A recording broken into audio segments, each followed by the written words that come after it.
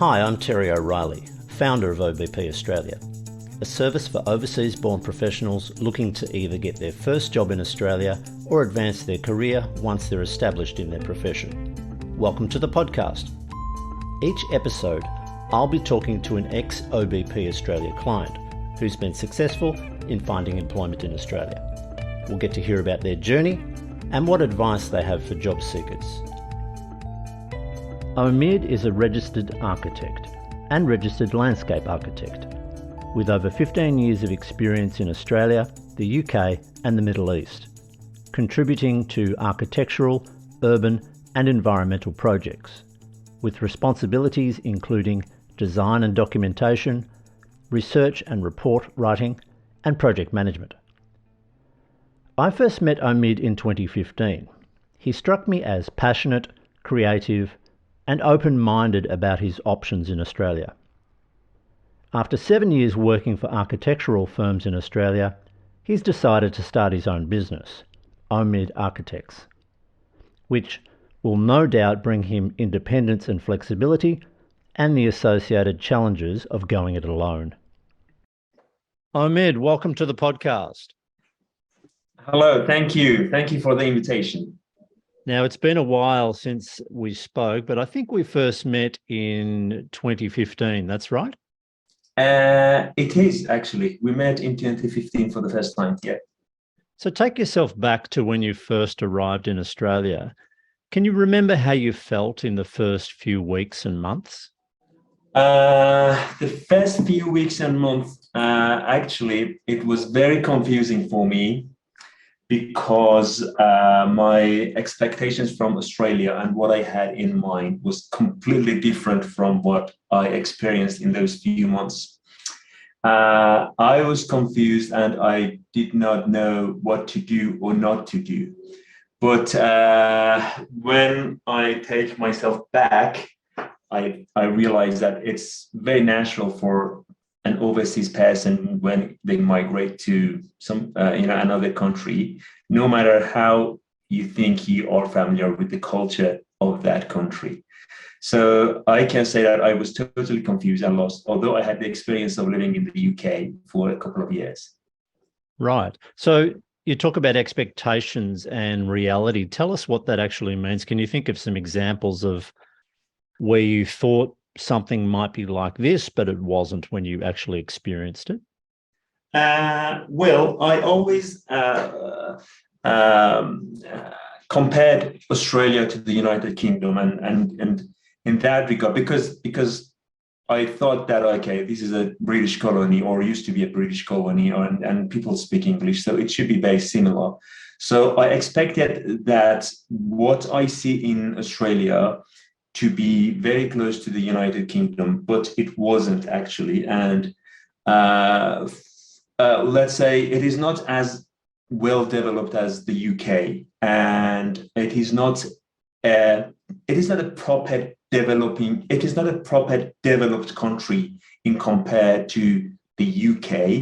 In fact, it is a developing country, and it makes a big difference if you move from a developed country to a developing country. You know, if you think that it's a developed country, you come with different expectations. But when you see that it's actually a developing country, you realize another aspect of the country. So that was, and I found that although Australia takes a lot of immigrants, and I'm talking about those few weeks and months, and I'm in Western Australia, which is very different, which might be very different from Melbourne or Sydney.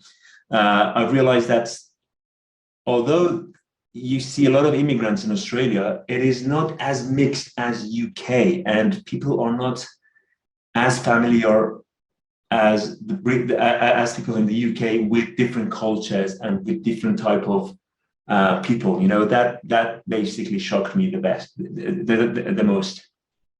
Do you think that's to do with the difference in the population and the density and the geographical isolation, perhaps, or is there something geographical isolation? Yeah, because it definitely has something to do with geographical isolation, and no matter how you try hard, you cannot.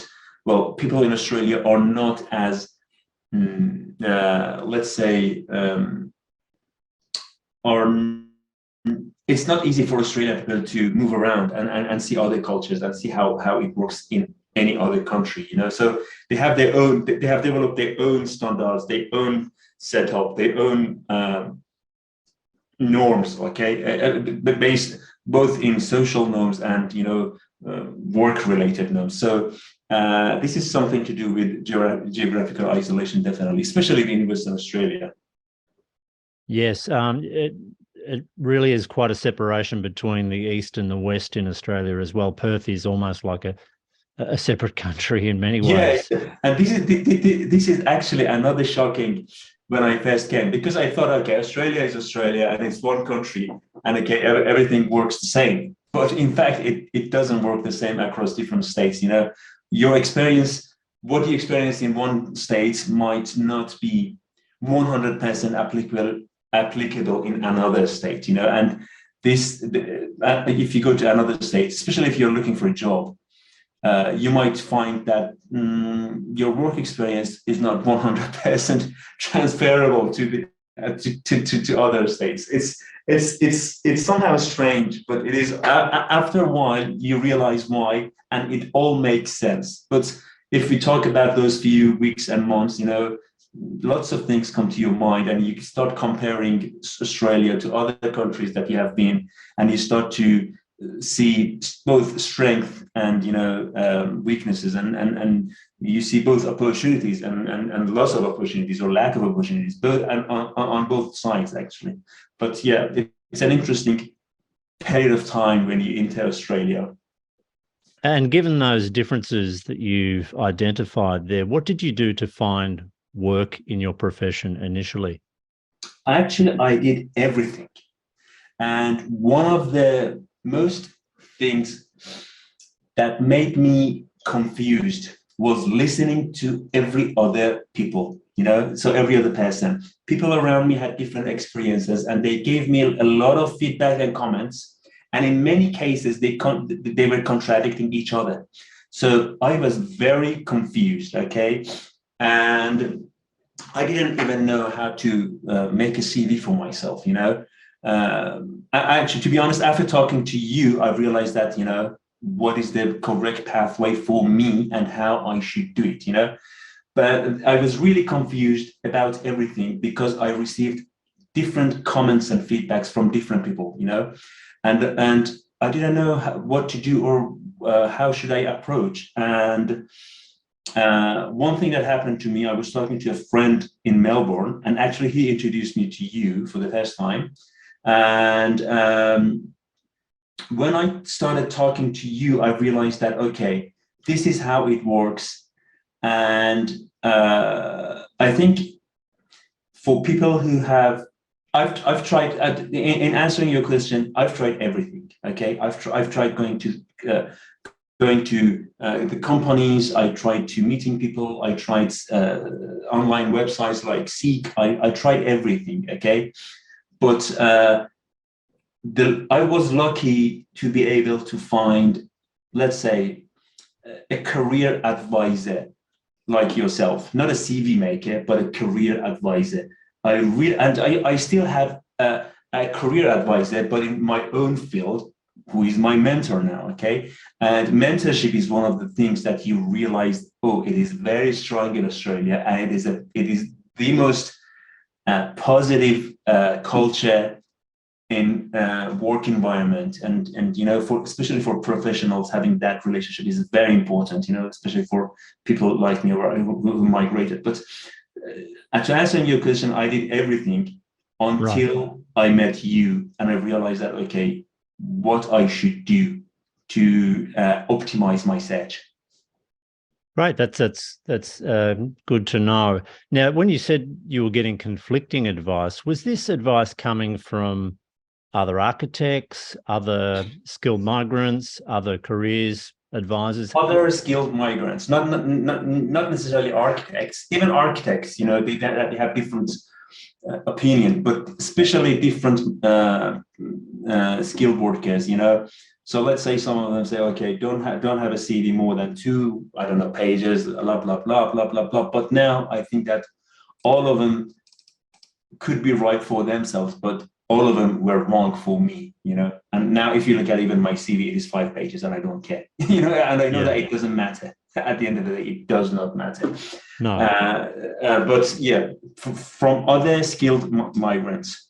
So that's really important, because this is something I try to get across to people all the time, is that general advice to skilled migrants is not that useful.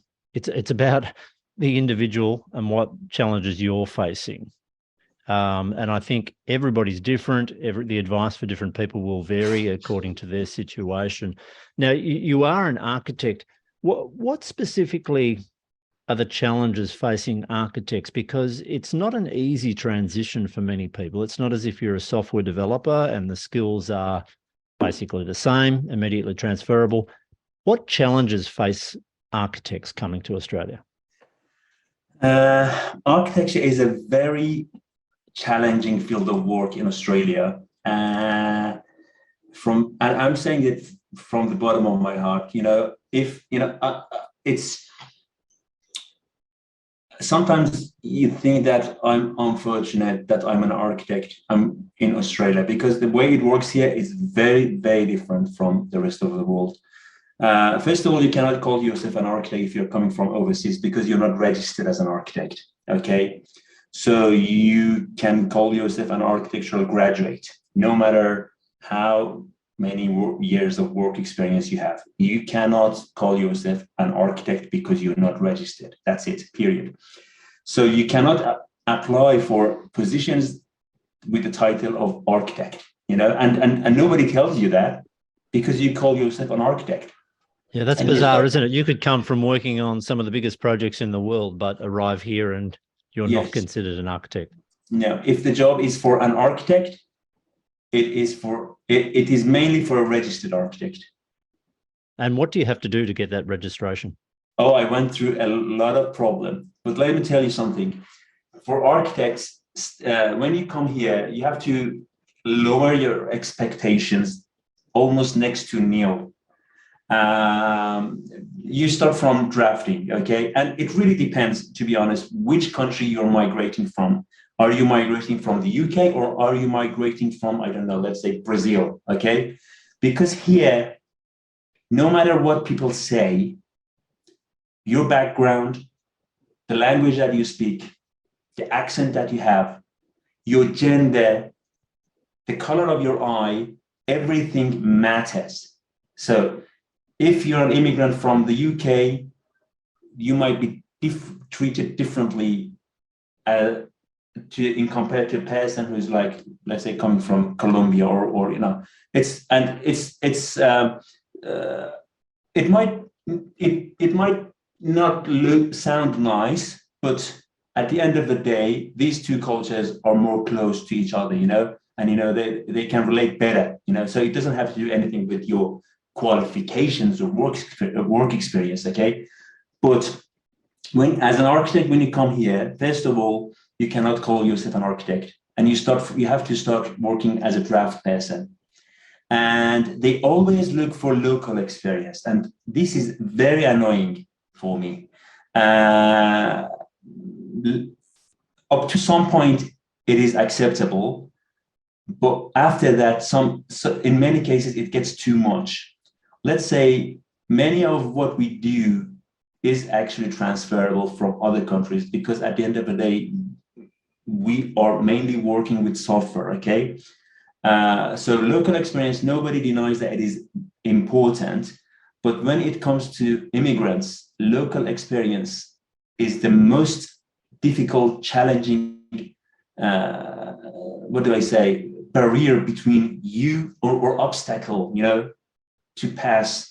That is the most challenging thing, because if you are an immigrant, obviously you do not have the local experience. And if you look at a job advertisement, they always look for local experience, and it defeats the purpose of finding a job, because if I want to find a job, I need to have a local experience. But if I don't have a local experience, then I cannot find a job. Up to some extent, it is understandable. Even for me, after 7 years of being in Australia and being registered. If I come to New South Wales, they might not accept my application because I don't have the local experience that they are talking about in New South Wales, okay? So it is understandable because the legislation and regulations is different, but sometimes it gets too much. You can also transfer that as a code that Australian jobs for Australian people, because there is no way that immigrants can have local experience. And you have to accept it and go with your luck. That's it. That was given that preference for local experience, particularly in architecture, how did you overcome this barrier? Well, first of all, you need to be really lucky. Okay, I know applicants who found jobs after 3 weeks. And I found job after 5 months, and some people could not find a job, So you should not get disappointed, I guess, but through connections and network. In architecture, I think that it is very unlikely to find a job through an online application if you do not have any work experience, unless you're a graduate. Let's say you're a graduate coming to Australia. Then graduates do not have experience at all, and that's okay, acceptable. But let's say as a 35-year-old man, when you migrate to Australia, a 35-year-old local Australian architect almost has 10 years of work experience, and you need to realize that, and you're competing with them. So it is very unlikely to find job through online applications. I found it through the career advisor in TAFE. So I went to TAFE to take a course just to get my feet at the door of the career advisor and even the tutor. So just to make connections. I didn't learn anything in TAFE. I knew everything and I knew more, but I only got the chance to meet people, and those people offered me a job. And the job was, I was highly overqualified for that job. I had a PhD from one of the best universities, the University of Edinburgh, blah, blah, blah. And I started working as a draft person, working for a local builder, building ugly warehouses. But I did it, because I wanted a job. Actually, I've learned a lot, to be honest. I've learned a lot in those 2 first years. Was this job in Perth your first job? Yes, I've actually tried to find a job in Melbourne. And it's interesting that as an immigrant, you're just floating on the ocean, I tried to settle down in Melbourne for a few times, and in all circumstances, I found a job in Perth. That's why I now live in Perth, because I can actually, if you remember, I came to Melbourne and we had a couple of meetings, okay? And then I got a phone call from Perth because I went to TAFE in Perth. So if let's say if I went to TAFE in Melbourne, I would have a different path in my life, So that's how easy it works for an immigrant. Yeah, or maybe within the Melbourne TAFE, you might not have made that contact either. It's exactly, it's so fortuitous, depending on who you meet. There's so many different variables. Yes. It's very difficult. But even though now, let's say now, if I'm a registered architect in Western Australia, if I want to go to Melbourne, I have to transfer my registration to Victoria, okay? And also, I might be able to find a job through a job agency, but it is very unlikely that I find a job for myself through Seek, because they can sell me best, But because I don't have the local experience that they ask, my applications might get highly rejected, So that's how important it is to have a local experience. So now imagine that you come from overseas and you do not have local experience at all. That's it. So the difficulty between Western Australia and, let's say, Victoria or New South Wales and transferring between those states, is that an issue of building codes and standards, planning, procedures? What's the critical element there that's different for the employer? Look, let's say for architecture, it has different phases, okay? Before design approval and after design approval, but mainly for the codes and planning and standards. That is the most challenging part. But what I've realized is that my main strength is computer software, and it is very useful when you go to the post-design approval process. So let's say a building gets designed and it gets approval, and then now you need to document it, okay? That is the phase that gets the architecture company the most money, because it is the most time consuming, and that is the biggest profit of architecture companies. And that's why they usually prefer to hire, let's say, highly skilled people, and they are happy to pay you well because that phase is expensive. So let's say I think I can find a job in Melbourne in that phase because I know how a building works. But if I want to find a job as a designer in Melbourne, I don't think that it would be easy because the codes and everything else would be different. So what's the position title generally for that post-design level?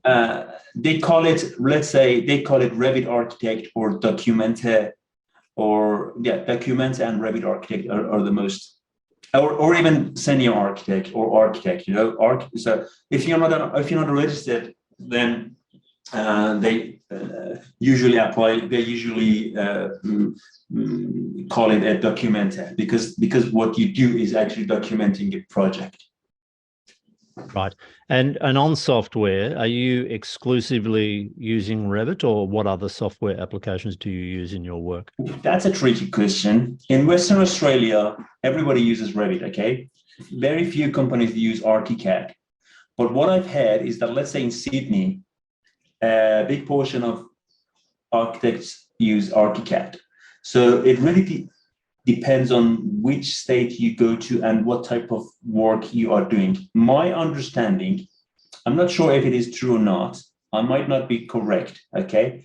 My understanding is that architects who work on single houses, especially in Sydney, they use ArchiCAD, and big corporate companies use Revit. Right. That's it. And I don't know how to use. I only use Revit. You know, I've never felt the need to, you know, to Revit and AutoCAD. You know, just not ArchiCAD or any other software. There are hundreds of software. Unfortunately, sure. In architecture, there is always a software that you can learn. Exactly. Now, Perth doesn't immediately come to mind when people think of interesting architecture, right? Yes. So what sort of projects are you working on in your role? Well, first of all, any project that brings money to my pocket. Good. And after a while, you don't get fussy. That's it. Because you realize that, you know, 99% of projects are boring, you know, and architecture, you know, those beautiful buildings that you see, it's very thin percentage of the market. And if you want to rely on that, you will be out of job most of the time. But in Perth, I think, let's say I've worked on different cases. You know, I've worked on aged care. I worked on I'm currently working on a childcare, a daycare, but high-rise apartments, you know, mixed-use apartments. But I think in Perth, let's say if you would like to mainly work on high-rise mixed-use developments, you have a better chance in Melbourne and Sydney. Perth is the city of miners. So there are lots of mines around Western Australia, and most of construction which is happening in Western Australia is supporting the mining industry. So a lot of architects work on warehouses, workshops, service stations, you know, sheds, you know, the really, really ugly building, okay? But that is actually a big portion of the project that makes money for them, because it is very straightforward. They document it, get rid of it, the builder builds it, and the miners use it, period, okay? But in terms of, other projects, let's say apartments, there are only a few architecture companies that are working in that field, and they only work on that field. They don't work on any other field. So it really depends on what you should be open at the end of the day. You shouldn't be picky if you want to find a job and work experience and to find a bit of cash in your pocket. So aged care facilities must be on the increase given the aging population. Is that the case in Perth or not? It is, and it is the most interesting project I've ever worked on. And I wish I could only work on hospitals and aged care. But unfortunately, there is only a few companies that are specialized in designing hospitals and aged cares. To be honest, I've applied for them. I got rejected. That's it. They didn't accept me. So I couldn't. I only worked on one aged care building, and I was lucky to have it in my CV. But aged care, and it's very profitable actually. So if you can go into that industry, it's perfect. Right, and very specific requirements for the use of space and so on. And not everybody knows how to document. Right. That's why it is very challenging, and that's it. So you're in Perth still. Are your plans to remain there, or do you intend to move to another city? I've tried. I have already tried to come to Melbourne a few times, but I think that it is not easy to relocate. Every time you relocate, you lose your social connections, and it's like that. You go back to step one, unless you find a proper job, and I was actually looking to relocate to Melbourne, okay, but in architecture, I've realized that if you have a job and living in Perth, you can manage your life better than if you have a job as an architect and living in Sydney and Melbourne, because your income is not going to be different, but your living cost is going to be different. Yes, that's an important consideration. That is but in the meantime, you should know that if you lose your job in Perth, it might take you a while to find another job because it's a boom and bust city. But in Melbourne, well, there are lots of vacancies, but there are lots of competitors, but there is a lot of opportunities also. But it is not an easy decision, and I don't think that it is your decision at the end of the day. I don't think that is your decision. I think that you should be open, and wherever job takes you, you have to go. I don't think that you have a lot of room to maneuver, in that area. Especially when you first come here, you don't know anyone in any of the cities. It's very tricky. No, and once you do, you have to leverage your contacts, and yes, as you said, the social connections are important as well. Very important. Yeah. What about the difference between working for a firm or working for yourself? So you've had a little bit of a taste of both in Australia. Yes. Tell us about, whether it would be possible for somebody to come here and just start out by themselves, or would they need to try and get work with a company first? Oh, you can't start working straightforward for yourself because you don't know anything about anything as an architect. Okay, this is not a practical decision, and this is not a wise decision in my point of view. Unless you're rich and you're happy to pay for that knowledge, Mm-hmm. But if you're a professional, skilled migrant, it is very unlikely that you can make your own job. You have to find, first of all, you don't have the local experience, which is very important. Secondly, you don't have the connections. And architecture, working in a firm when you work for a company, it's working as an architect in a company is very exhausting. You cannot compare that with working as an engineer at all. Okay, if you work as an engineer, you have a bit of flexibility, or you should come and see how architects work. They work their ass off, and the payment is is not also as good as an engineer. So No. it's a field there's an expectation you put in a lot of hours, right?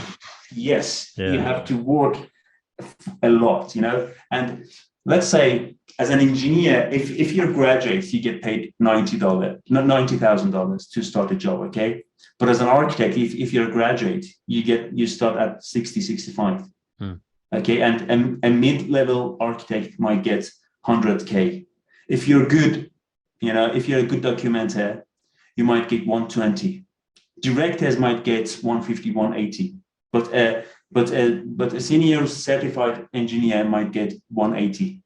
So that's how deep, that's how it is. When you compare architecture, because architecture, one thing that is really disappointing about Australia is that your registration doesn't bring you any authority. So let's say if you apply for a building license, a builder with a license needs to go and apply for a building license. Okay. So if you're not a registered builder, you cannot apply for a building license. But during that process, nowhere you are required to provide a registered architect's registration. Right. So the client can just give a draft person to draft their building, and they can go and get a DA and get a builder to apply for the building permit. And actually that is why, at least in Western Australia, most architecture companies are drafting parties of the builders. Right. And this is very disappointing. But for let's say if you're a structural engineer, when you get certified, you can actually use that certification, because for building license, a builder needs to provide the license of a structural engineer. Yep.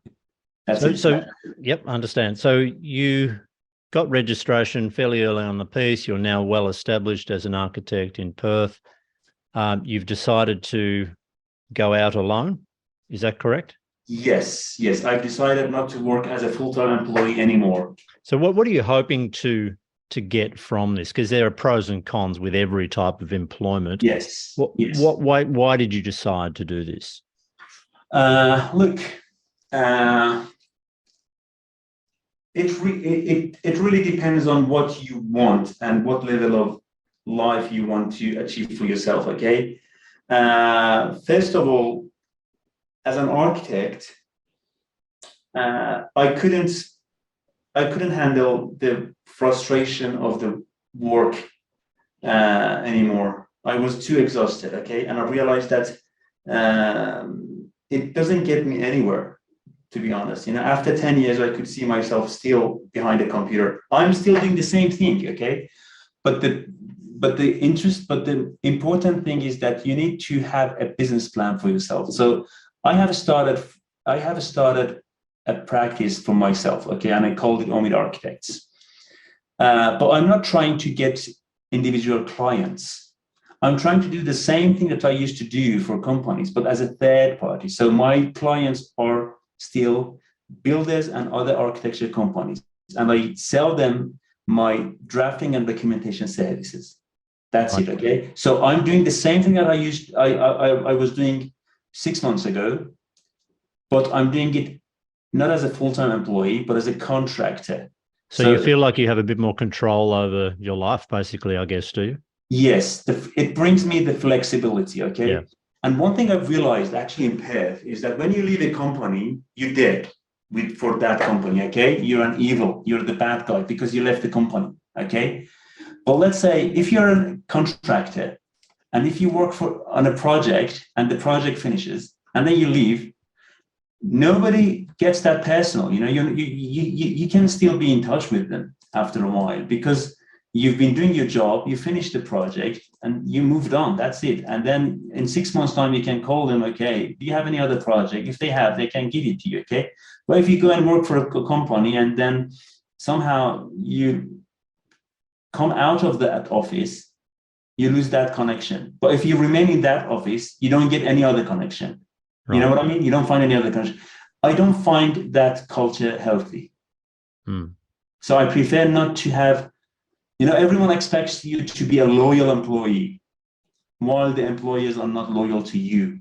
That is why I decided, okay, but in the meantime, let's say I face a period of time that I don't have any job or any project or any client. So I have to sit on my knee and that's it, and spend from my savings. So that is the, pros and cons, So if it brings both sides to your life, it brings flexibility, it brings more life, but it brings more risk also.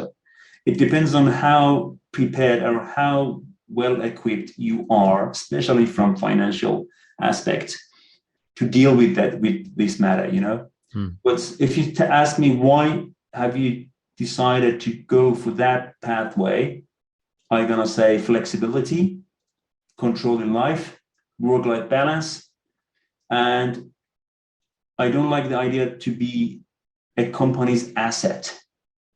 Right. Well, it's good you're in the position to be able to make that decision. That's great. Yes. I want to collaborate with them, help them, not be owned by them. Yeah. So you talked a little bit about workplace culture there, but culture more broadly. Now, you've worked in the UK, Scotland, I think, is that right? Or yes. And also in the Middle East? Yes. What's different about Australia? So imagine somebody hasn't arrived here yet, not specifically about the architecture firms that you've worked with, but just culture in general. What do you think people coming from your part of the world originally might find a bit unusual or something they may have trouble, adapting to initially? Well,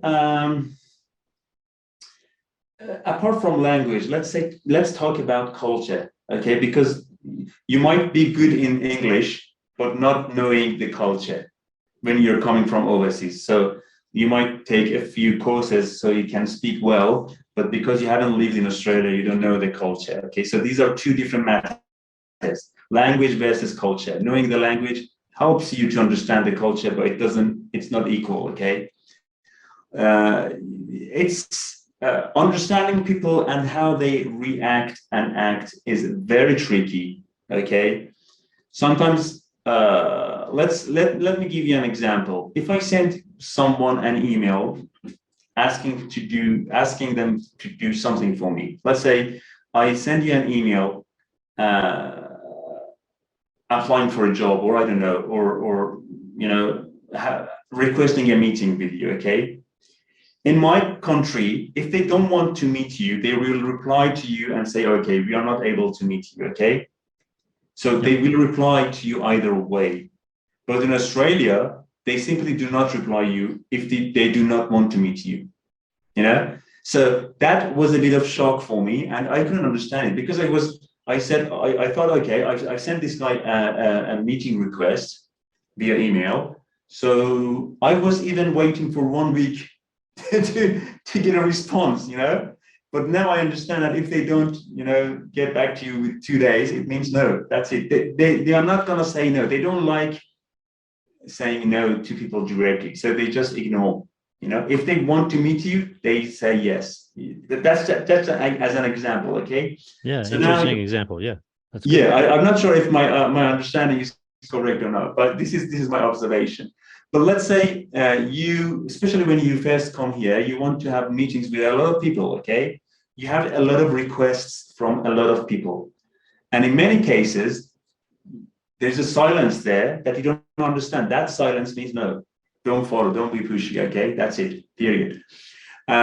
So that type of culture, and there are a lot of minor things that it's not coming to my mind immediately, but you come here and you have to get along how it works, Every culture is tricky. I've had even from English-speaking people migrating from Scotland, migrating from Ireland, okay? Even, these type of people who are fluent in English, they had a bit of culture shock when they came to Australia. That mateship culture that you have in Australia, it's very different. And I think unless you work in an Australian culture, you do not understand it. So how do you deal with that? I'm sure it must be frustrating having those interactions that you're not getting what you're expecting in return. How do you deal with that frustration? So first of all, you need to accept that you're an immigrant, okay? And then you have to understand one thing. This is one thing that I tell myself all the time. It is not I don't know, it might sound sad, but it is actually positive. When you're migrating to another country, you already have lost everything, okay? So whatever you gain in your destination, it is a plus. So don't be sad, If you could find a job and you don't find that easy to mingle with people and socialize with people, don't get it personal. Just realize that you're an immigrant and you found a job, which is a plus. If you could speak 2 sentences of English, it is a plus. Whatever you gain in this country as an immigrant, it is a plus. It is an added value. If you look at that, this way, then you do not struggle so much, because you take it easy for yourself, or you take it easy on yourself, But at the end of the day, you have to realize that you have to work. The language is always an obstacle. I can speak, this is the level of English I speak, okay? And you might say, oh, you're very fluent in English, but never is enough. As a person whose first language is not English, never is enough. Just the more you learn, the better you understand. And I still find after 15 years of living overseas, I still find language, body language, cultural understanding, that these are the most challenging part of my life for networking, for socializing, for expanding my network, friends, everything, This is not something that you can overcome in 1 or 2 days or 1 or 2 even years, This is with me for the rest of my life because I'm an immigrant, and you have to accept it, live with it. And it's not something you can learn from the outside in preparation either. So you just through immersion in the culture and language that, yes, I guess you start to feel more comfortable as things go on. So you're clearly a positive person. You've always been a positive person, do you think? Say a glass half full. Do you know this saying? Yes, yeah. Well, as opposed to a glass half empty. Well, actually, I'm not well known for being positive, but I'm well known for being very realistic. I'm very good at analyzing the conditions and situations and putting the most complicated situations in the simplest words. So I can. This is my skill actually. I can see the reality. I can simplify it, and I can find an exit way from that situation, because I can simplify it. If you don't simplify, so it doesn't mean that I'm positive or negative, because I see both actually. But if you complicate the situation, you can never find the exit way. You have always to simplify it, which makes your alternatives clearer, I guess, about what you're choosing. Yes. So, look, I think that's really valuable advice, and I think many people listening to this will take heart with what you're saying. Just before we finish up, is there anything? You've talked a lot about architecture. You've talked a lot about differences in culture and workplace culture. Is there any advice that you would give to somebody looking for work in Australia? So maybe they've just arrived, maybe in a similar situation to you with a little bit of experience, or maybe they're planning to emigrate but haven't yet. Is there a piece of information that you haven't shared yet, or something you'd like to emphasize? Lower your expectations. If you do not lower your expectation and be smart in money. I've seen people that were struggling finding a job, and they decided to get a second job or a temporary job. I don't know, working in Coles, or I don't know, working as an Uber driver. I don't know, something that to get them going. Okay, and that became their main job in Australia. Whatever you present yourself, people here accept you for what you present of yourself. Okay, and the most important thing for me is that your first job defines the pathway to the next job and next job and the next job. It is not easy to change jobs, or even in one, let's say, industry. If you want to go from one field to another field, it is not easy in Australia. I don't know why, but it is not easy. Let's say most of my experience is for commercial, okay? If I want to go and design a single house and I don't have the experience of designing a single house, they don't accept me. Although the buildings that I have designed and documented are far more complex than a single house.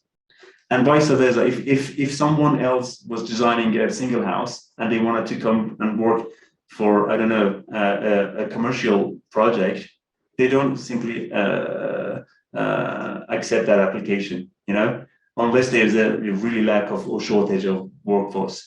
So this is very important. I was lucky that my first job was in commercial sector as an architect. Okay, I could find a job in a single house, and I would be a single house designer. You know, so focus on the first job, because that first job gets you to the second job and gets you to the 10th job. Okay. And actually, you advised me that I remember that exactly this conversation that they asked you whether I go and work for Coles and Woolworths for a short period of time, okay?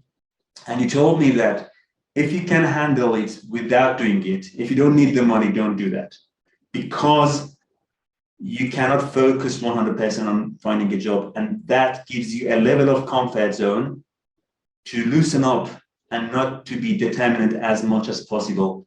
And I've seen people that they didn't or they couldn't find the relevant job to their skill set, and they became someone else. That's just that easy. That's it. That's very easy. It happens very easily in Australia. Yeah, and look, that still happens. I'm still meeting people who've been in their so-called survival job for years, and then you basically lose your profession when you've been in it for too long. So it becomes your main job. That's right, and you don't want that to happen. You have to accept your new identity. You're not an architect anymore. You're an Uber driver. There's nothing wrong with being an Uber driver as well as you accept it. But if you call yourself an architect, but you're doing an Uber driver, working as an Uber driver to survive, then there's a challenge. You know. Something is not right. Well, congratulations, first of all, on your journey. Thank you. Difficult at the start. You've done some amazing work, and now you're branching out to work independently, which is admirable.